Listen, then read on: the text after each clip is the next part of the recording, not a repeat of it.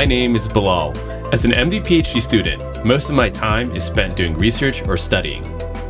But on the side, I've been pursuing my love of travel, animals, and fitness, and I've combined it into this series called Myoglobin. During the second year of my PhD, I had a few days off, and we decided to use it for a quick road trip to head back out west. I previously visited Colorado in 2018, and during that trip, I spent some time in the Rocky Mountains. I'd been itching to return and finally found a chance in 2021. For this trip, we arrived in Denver, Colorado, and drove down 70 to Utah to hit up the Canyonlands and Arches National Parks. We then head back to Colorado for our flight and did all of this within 4 days. And in this video, I'm going to take you through this trip starting from day one, which was spent going through the beautiful Colorado scenery. When you head west through 70, there are some major key stops along the way. As an animal lover, one place I definitely wanted to stop by was the Genesee Park Bison Overlook, which is just off exit 254. This is home to a small herd of buffalo that was originally populated in 1914 as part of a conservation effort by the Denver Zoo. There's about 1,000 acres of protected grassland that's home to a sizable herd of buffalo, and it's only about 20 miles west of Denver. Afterwards, we headed further west towards Georgetown, which is an old mining town with a beautiful lake nearby. It was pretty windy here the day that we visited. But supposedly, if you look at the cliffs across from town, you might be able to see some of the bighorn sheep that roam in these mountains. So we're at the Georgetown bighorn sheep viewing area. It's right off the highway. You actually gotta go up this way into Georgetown, that little town on the horizon over there. Turn around over there and come back around here. Then you're right up next to this lake, Georgetown Lake, which is really nice. It's actually frozen over right now. And yeah, we got these telescopes for you to.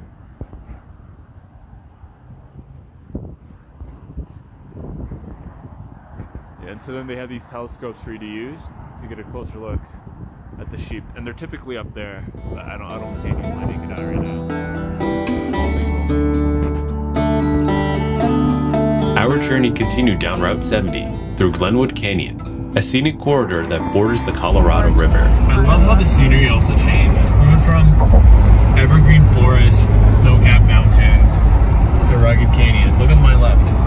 And the canyons are, the mountains are still there in the back, but just I think so far that's probably been one of my favorite things about the drive. Yes, I think we're entering Glenwood Canyon now. This is considered one of the most scenic parts of the U.S. interstate highway system.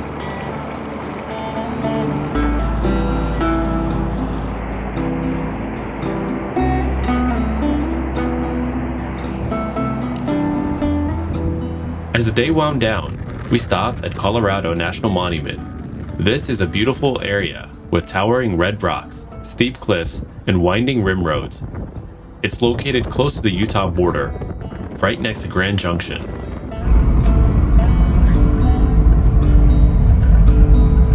Oh! See that? Yeah, so now we're pretty much at the end of our Colorado, or pretty much at the end of Colorado. Now we're going through Colorado National Monument, which is, like I said, on the west side. Look, you got people biking here. That's what we should be doing. Yep. We didn't have much time before sunset, so we did a quick half-mile hike through Otto's Trail.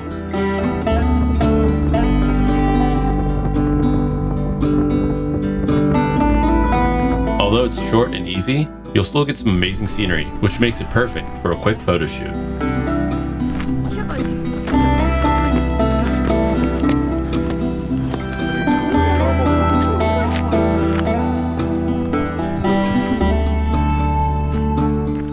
We then got back in the Jeep to continue our journey to Utah. As we crossed the border, we found a small herd of pronghorn antelope, the second fastest land animal in the world, only behind the cheetah. And while we didn't get to witness it reach its top speed, it was still mesmerizing to witness this animal sprinting through the Utah wilderness. As the day came to a close, we headed onto Monticello, about an hour south of Moab, to spend the night.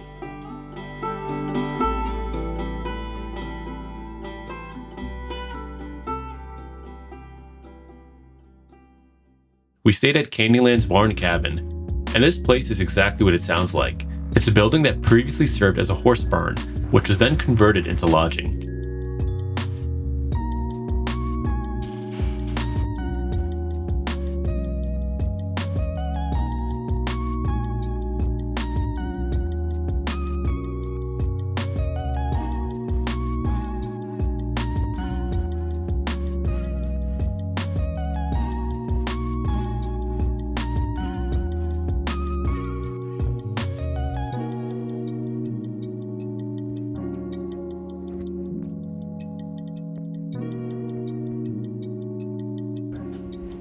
One of the reasons we stayed here is because Monticello is a much quieter and much more affordable place to stay compared to Moab, and it's actually a little bit closer to the Canyonlands.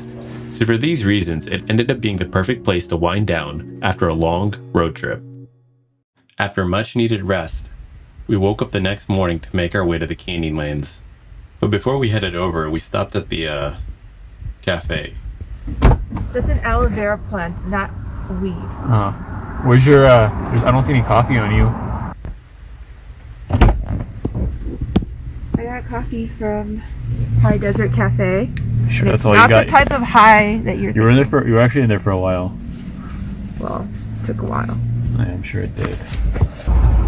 Anyway, so we are staying in Monticello, Utah.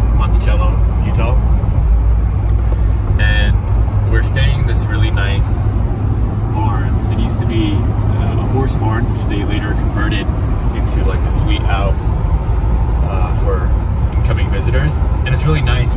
It's about an hour south of Moab, which is where we're headed, which is a lot closer to Canyonland and Arches. But overall, I think it's definitely worth it because it's staying in a barn, first of all, is an experience in itself. It's much cheaper than the lodging in Moab. And Moab was just so touristy. Yeah, and Moab is super, when you get there, it feels very touristy. Whereas here, it's like nice and remote. And it's just a completely different vibe. And then the scenery of the farmhouse itself, the barnyard, whatever it is so nice that it ends up being worth it. Especially for the price that you're paying.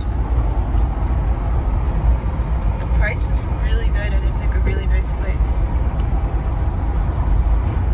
I'd rather stay here than like a random hotel. Yeah, so you got some nice mountains. I think it's the Abajo, right? Abajo. Abajo Mountains. I don't know. Idaho. Yeah. I didn't really. Yeah. On the drive up, we saw the scenery change before our eyes as we steadily got closer to the park.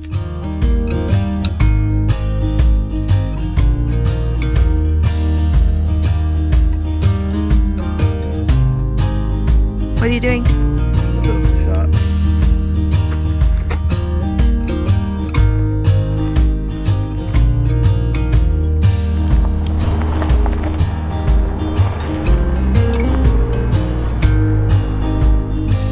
For this trip, we decided to hike the Chesler Park Viewpoint Trail, which is about a 5.8 mile hike with a 533 feet elevation gain.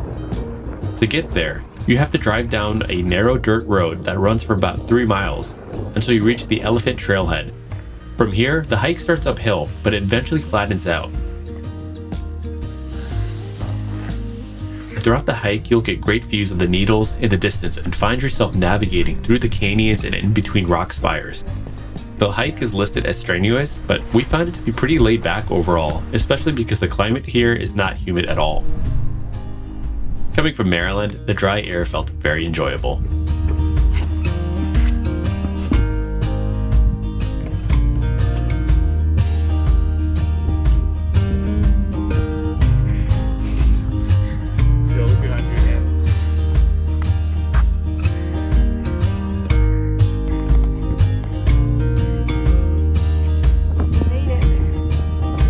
Love it. Alright, let's head down. You have the food though. Can I have some food? Can I eat on the way down? Like, I don't need to rest. Yeah. Can you just give me a peanut butter jelly sandwich? Or a banana? Yeah, come on. Give me a banana. Alright, you do your thing. And I'm just gonna eat a banana. Why is the food all the way at the bottom? I didn't put it there. Let me all squish now. True. Alright.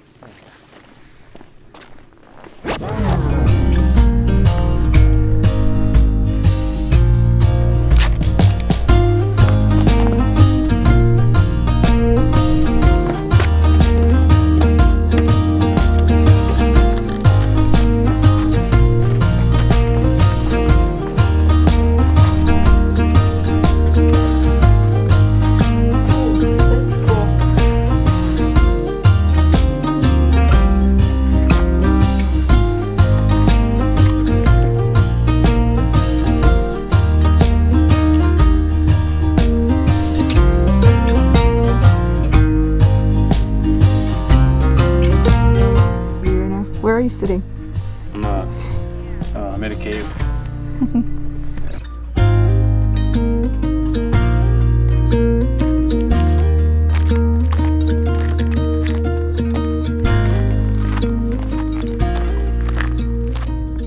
With the day winding down, we left the Canyonlands with fond memories, and looking back at it now, it still remains as one of my favorite national parks. The next day was our last, and we headed through the hustle and bustle of Moab.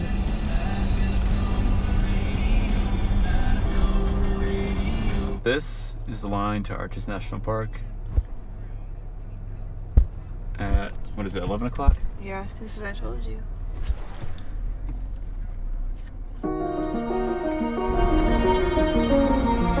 Arches National Park is another place famous for its natural sandstone arches, especially the Delicate Arch.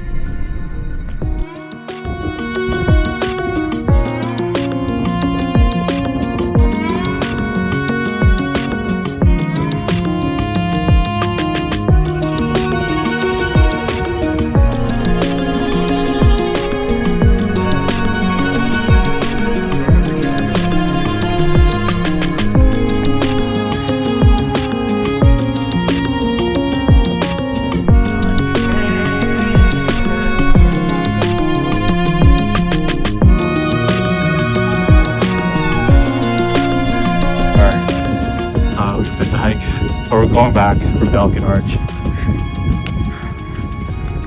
Yeah, I think overall it's like pretty easy hike. Most of it's flat. Or I guess the first half is flat, right? And then you're going up, holding downhill.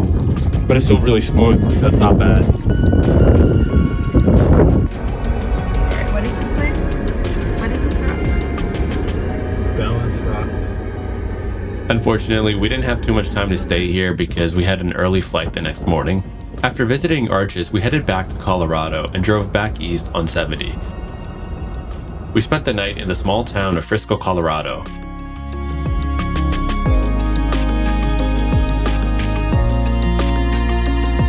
In the morning, we did a quick walk to Rainbow Lake.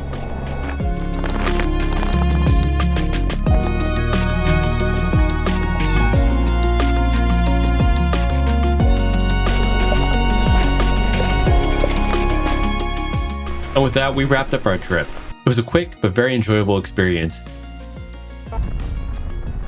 I hope you enjoyed seeing our trip through Utah and Colorado. While this trip was only 4 days, it was honestly very enjoyable, and the scenery is so amazing that even a drive of about 6 or 7 hours doesn't really feel that bad because there are so many stops and enjoyable things to see along the way.